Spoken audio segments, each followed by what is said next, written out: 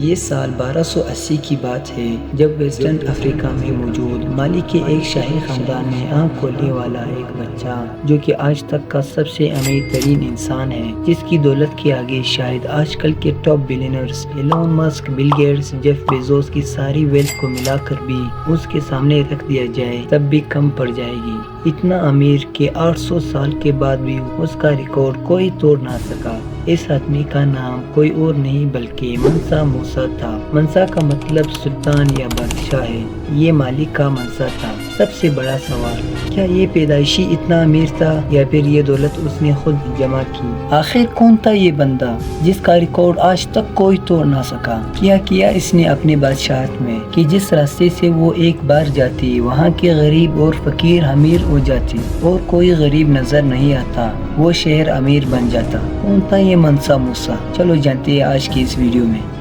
His kingdom was Mali, and its king was Mansa Musa. The wealthiest man in history. Meet Mansa Musa, ruler of the Mali Empire in the 14th century. The richest man ever was a Muslim. Mansa Musa, the ruler of Mali Empire in the 14th century, is known as the richest man in the history.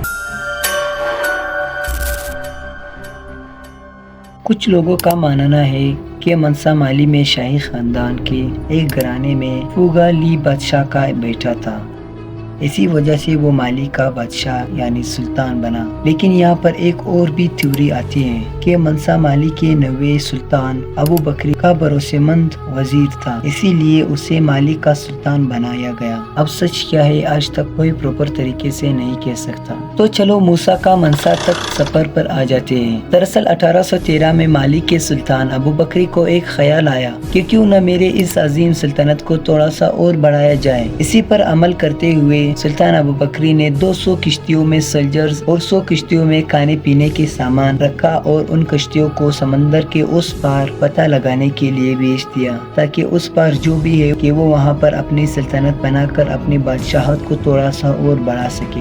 جس طرح سلطان نے سوچا تھا ویسا نہ ہو سکا۔ 300 سے زیادہ کشتیوں کو سلطان نے بیچ تو دی، لیکن ان میں سے کسی ایک کا نام نشان تک کا پتہ نہیں چل سکا۔ اور پھر ایک دن انہیں ایک کشتی نظر آئی جس کی حالت کافی زیادہ خراب تھی۔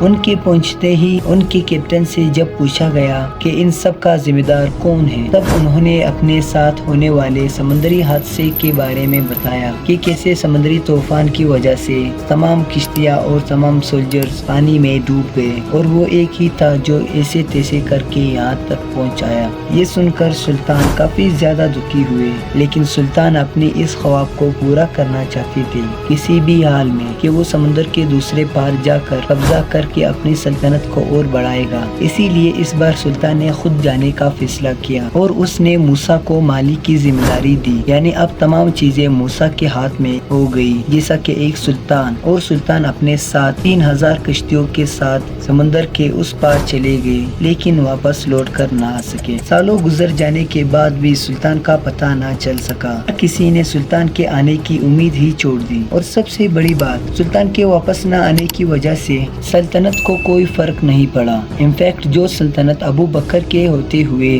صرف ٹھیک ٹھاک چل رہی تھی، لیکن جب سے موسیٰ آیا وہ سلطنت آسمان چھونے لگا۔ یہ کوئی موسیٰ کا تکا نہیں تھا بلکہ اس کی سوچ تھی۔ سلطان کے جگہ پر آتے ہی موسیٰ نے اس کنگڈم کی ریونیو کو بڑھانے کا سوچا۔ اس وقت دو چیزیں کا ہونا موسیٰ کے پاس کافی زیادہ ضروری تھا۔ نمبر 1 سونا اور دوسرے نمبر پر آتا ہے نمک۔ اسی لیے موسیٰ نے اس سلطنت پر حملہ کرنا شروع کر دیا جہاں پر سونے اور نمک کی کھانیں تھی، جیسا کہ بمبک گولڈ مائن جو آج تک سونا دیتی ہیں۔ اس کے ساتھ ہی اولیل، اینجل، تاغا جہاں سے نمک نکلتا ہے۔ اب ظاہر سی بات ہے کہ اتنی منرلز کا ملنا مطلب پیسہ ہی پیسہ۔ اگر کنگڈم میں پیسہ آئے گا تو کنگڈم کے شاہی خزانے میں اضافہ ہوگا، اور شاہی خزانے میں اضافہ مطلب راجہ اور راجے امیر ہوگا، اور ایسا ہی ہوا۔ ان ان کی سلطنت اتنی بڑی کہ اس کے ساتھ منسا موسیٰ کی رئیسی بھی۔ موسیٰ اتنا امیر ہوا کہ ہسٹری میں ایک ریکارڈ درج کروا دی جسے آج تک کوئی توڑ نہ سکا۔ منسا موسیٰ جو کہ ایک مسلمان تھا، ایک بار جب وہ حج کے سفر کے لیے نکلے تو ان کے ساتھ 70,000 لوگ موجود تھے، جن میں 20,000 سے زیادہ تو ان کے ملازم تھے۔ انہوں نے اپنے ساتھ اتنا سونا لایا کہ جہاں جہاں جس شہر پر وہ ٹھہرتے وہاں کے لوگوں میں غریبی ختم ہو جاتی۔ ہر انسان کو منسا اتنا سونا دیتی